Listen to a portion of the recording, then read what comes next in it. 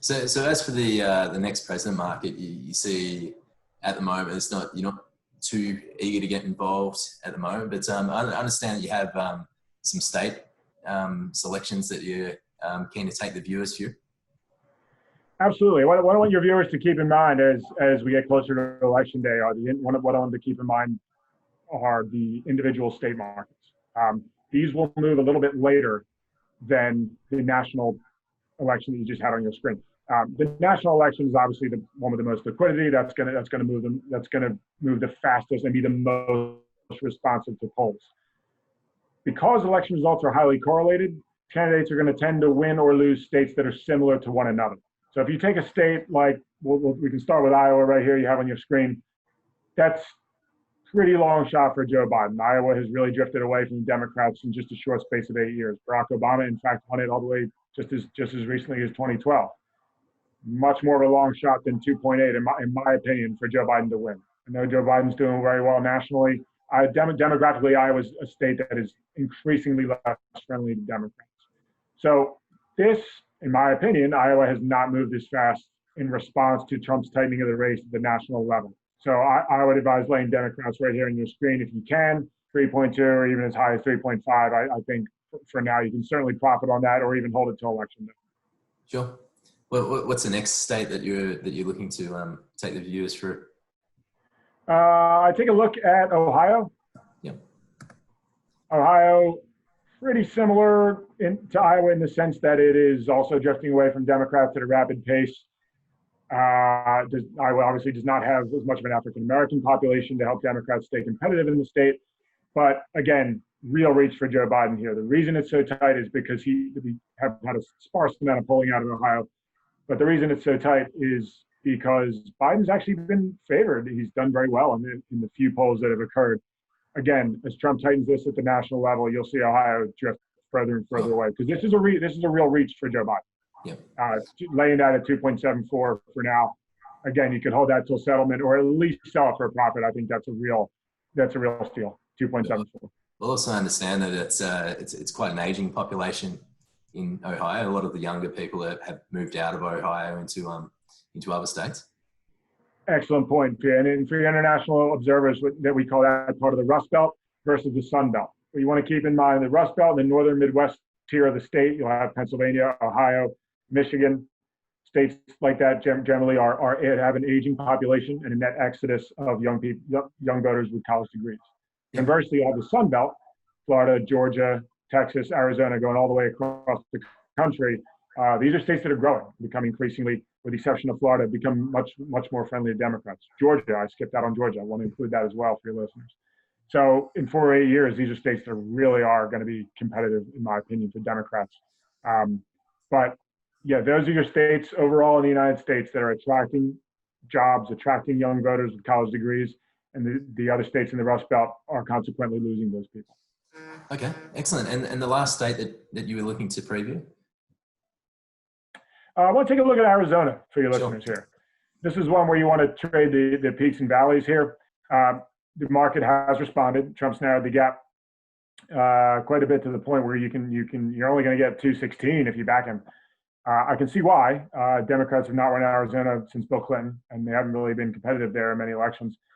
That said, most of the polling has favored Joe Biden by a considerable margin. You can cherry pick a few polls here or there that have Trump ahead, but for the most part, Biden's maintained a consistent lead in the polling averages. I think you might want to, at this point, you might want to look at backing Joe Biden if you can get him close to even money around 2, maybe 1.91, 1.95, anywhere around there. I think if he comes in that far, something to keep your eye on. You still have about a little over 2 months, 2.5 months till election day, but a few weeks from now, if you can get that price, this is a great example of just trading the swings and valleys. I think you could back Arizona at around 2. Sure. Some really good insight there, Tavis. Let's move on to the topic of postal voting. Can you explain to the viewers just how important this is for the outcome of the election and why Trump currently has concerns with the process? Well, this is quite the story, and it's developing fast. But I'll try to distill this as much as I can for your listeners. But in the past 5 days, it's been revealed that Trump's Postmaster General, a Trump donor, who Trump appointed to the agency with no experience in the postal service or the mail, has orchestrated a number of changes that have had the intended or unintended, we're not sure, effect of slowing down the mail in a great number of states, to the point where 46 of the 50 states have received warning letters from the Postal Service that they cannot guarantee all their ballots will be able to be delivered on time before Election Day. Now, in the middle of a pandemic, when a large number of voters are going to vote by mail, some states it's going to be, by the way, universal mail-in voting. There are going to be no polling stations open on Election Day. This is why you're going to have election week, not election day. Vote counting this year is going to be a very slow and arduous process throughout the country. That said, what Trump's Postmaster General has done, mail around the country has slowed, especially in cities, quite a bit. What used to take 2 days can now take 5 or 6 days. This doesn't just slow down the mail, but it slows down essential orders for prescriptions that people need, all sorts of packages. It's quite serious enough that Nancy Pelosi, the Speaker of the House, has called Congress back into session already to deal with this. And Democrats are justifiably treating it as a crucial issue. This could swing the election. I mean, this has the potential. Again, you want to wait and see how this shakes out within the week or two. But if the Postal Service is able to slow down the mail by that length of time, you're looking at over 10 million votes could easily be thrown out this election. Sure. Now, again, what we've been talked about, does that matter at the national level? No, but it does matter in certain states. Even if the mail were slowed down to just by a small degree and millions of ballots were disqualified in a certain state, it could instantly be enough to swing the election. So now I should point out that his Postmaster General has today retreated from his position, stating that he won't institute any changes in the Postal Service until after the election. But that said, perhaps the damage has already been done, and we don't know whether he'll keep his promise. Mail sorting machines have been removed without explanation from multiple post office locations throughout the country. Mailboxes were even being removed at numerous locations throughout the country. And postal workers had their overtime capped. What does that mean? Well, if you're working 40 hours to sort the mail, you have to stop. They couldn't handle the extra demand by paying their postal workers overtime. That's why there weren't enough workers to sort the mail, and you couldn't work over 40 hours a week. The mail just doesn't get there. And that has the effect of things taking 5 days instead of 2. So it's a huge issue. It's occupying most of the news cycle here in the U.S. and could have a massive effect on the mail. Suspicion is obviously among Democrats that this is an intentional plan by Trump to slow mail-in voting and achieve re-election in the middle of a pandemic and an election he's getting currently, although he's making it up, currently getting crushed in the polls. Would not be a betting favorite today.